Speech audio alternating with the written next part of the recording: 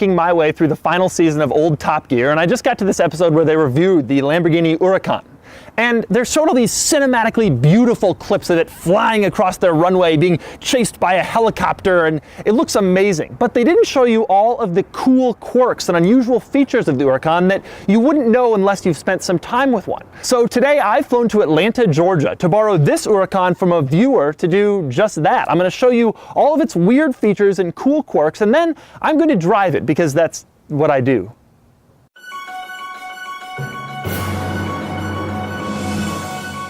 One of the most unusual quirks about the Huracan is something you don't notice right away, but over time you start to realize that everything about this car has 6 sides. You might think I'm exaggerating, but I am not. Everything on this car is 6-sided, is hexagonal. Let me show you. On the wheels, 1, 2, 3, 4, 5, 6. The door handle, 1, 2, 3, 4, 5, 6. There's 6 sides on the power mirror changer. There are 6 sides on the door handle. The AC vents, you guessed it, 6 sides. The sport button, yep, it's a hexagon. The red thing around the start-stop button, that would be 6 sides. And the silver thing around the red thing around the start-stop button, also 6 sides. There are little hexagons on the passenger side of the dashboard. And the rear grille is filled with all of these little tiny hexagons. So is the front grille. Even the airbag cover is a hexagon. Even the hole in the door for this extra door latch is a hexagon. That there is the hole with the rear view camera in it, a hexagon. Now the fuel door itself is circular, but this little thing you push, a hexagon. Let's talk about shifting it into reverse. So you don't just shift into reverse, this is a Lamborghini. Putting it into reverse has to be a cool experience. And indeed it is. It's not just a button, it's actually a lever. You pull back like you're in a fighter jet trying to get more altitude at speed. One of my favorite little quirks about the car is how you start it. Of course, there's a start button. Now in the Aventador, you have a little cover over the start button, you flip it up and then start it like a fighter jet. But people must have gotten tired of having to flip up that cover before they could start their Lamborghini. So in the Huracan, the cover is O-shaped. You don't have to flip it up, you can just press the start button through the cover. Or if you want, you can still flip it up. Either way, whatever's more comfortable for you. Also not normal, the turn signal and windshield wiper controls. There are no stalks protruding from the steering column in this car, so you don't bang your knees and so they don't get in the way of the paddles. Instead, the turn signals, the lights, and the wipers are all on the steering wheel. So when you're driving down the road, you can put on your turn signal, you can wash your window without ever having to even lift your hands from the steering wheel, which will come in handy if you're a serious driver on the racetrack and you don't want to lose focus. Speaking of the turn signals, turning them on and off is a little strange. You go left and right for the left and right signal, but then you push the button forward to cancel them. But look how good they look when they're on. Also found on the steering wheel is a sport button and a switch that toggles between a few other items in the gauge cluster, including a chronometer, the current time, and my personal favorite, maximum speed. Now also on the steering wheel is the bright light flashing. For the actual lights themselves, there's a switch panel behind the steering wheel with some very cool toggle switches. Those toggle switches carry through to the center of the car where you'll find the window switch, the front axle lifter, traction control, parking sensors, and the hazard lights. And there's also a blank switch which has no apparent function in any Huracan. Did I say the front axle lifter? That's right, flip a switch and the Huracan actually lifts itself up in order to clear any low obstacles it might encounter. Flip the switch the other way and the Huracan goes right back down. Speaking of those switches, inside the car you'll find a few things that are backwards, and the power window switch is one of them. Push it up, the window goes down. Pull it toward you, the window goes up.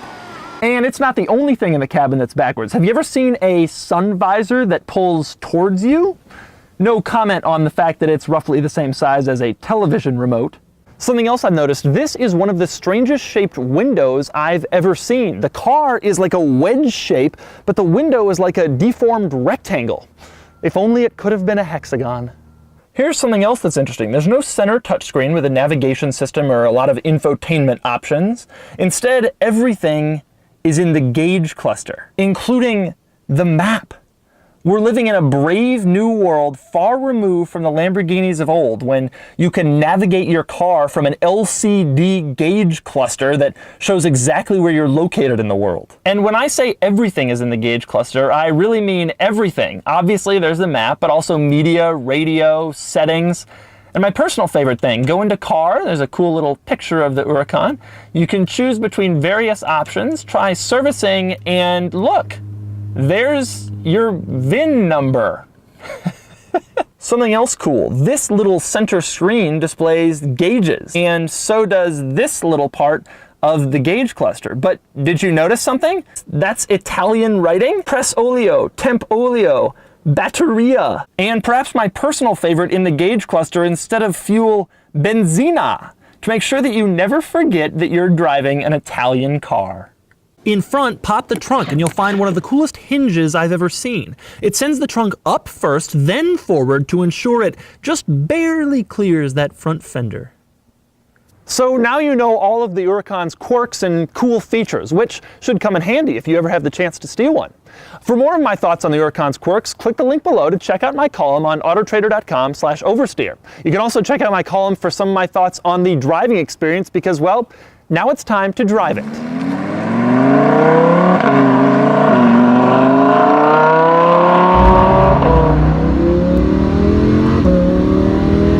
Man, the shifts, you can hear them, the shifts are unbelievably fast. I mean, not surprisingly fast, this is how these dual clutch cars are, but it's just great to see that, and they're so quick. The second you can think a gear change, it can do it. Probably faster, actually.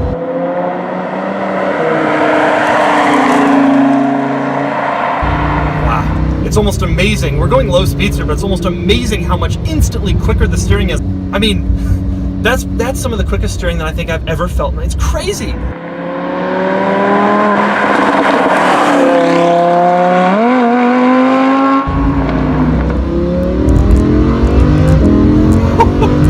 It's so quick and it's uninterrupted speed because of the transmission. It's almost like we're in an electric car. It just goes, and then when you're ready for the next gear, there's more go. There's no lag, there's no waiting for the next gear to show up.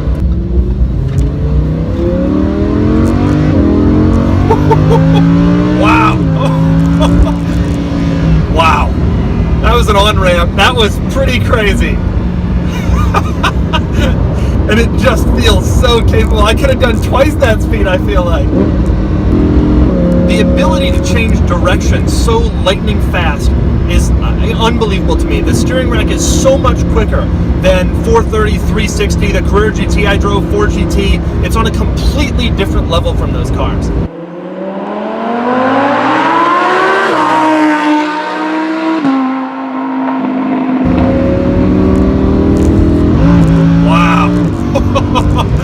The transmission is quick, but it doesn't have to be smooth. It can really push you back. It's amazing to me how much power it has in higher gears. I knew it was a fast car, but that is just, it's almost hard for me to wrap my mind around it. But of course, the real fun comes when you drop the gears. Oh, wow. That is a crazy, crazy acceleration. Crazy. It's unbelievable how much the rate of acceleration doesn't change as you accelerate more. It just continues to feel faster and faster as you go faster.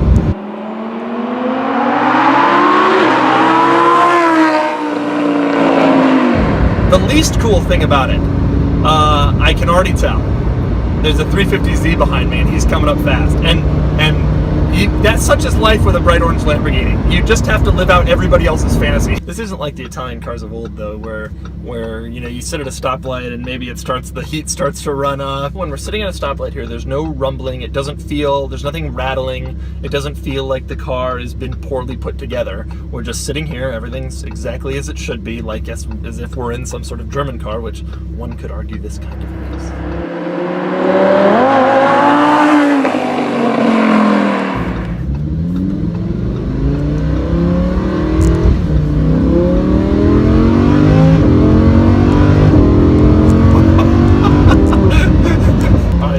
Some curves here.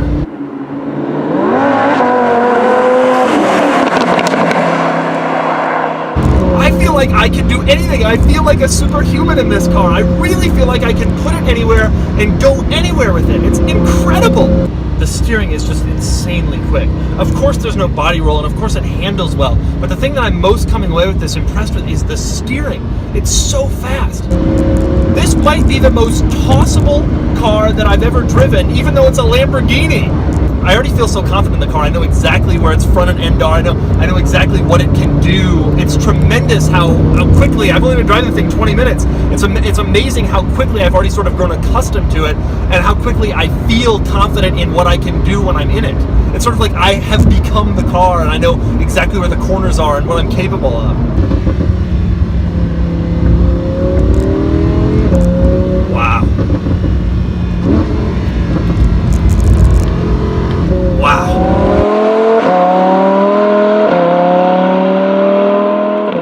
But I'm not done with this video just yet. Ever since I drove the Huracan a few weeks ago, I can't stop thinking about it. So I've created a new metric here. It's called surprises. Now this list is not for cars that you expect to be great and then they're great, like the Carrera GT, or you expect to be crazy and they're crazy, like the Viper.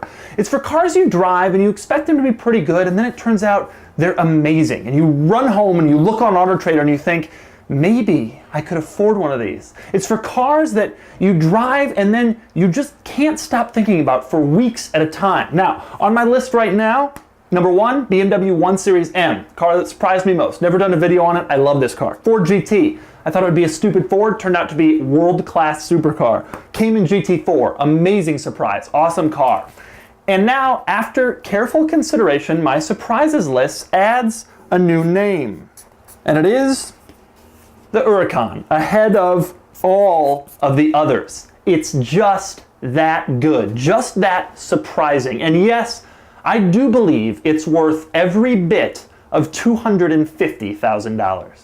So there you go. That's everything you've wanted to know about the Lamborghini Huracan. And while I can't take cinematic shots of it from a helicopter flying across a runway, I promise you, the next time you see one of these at Cars and Coffee, you'll be counting hexagons.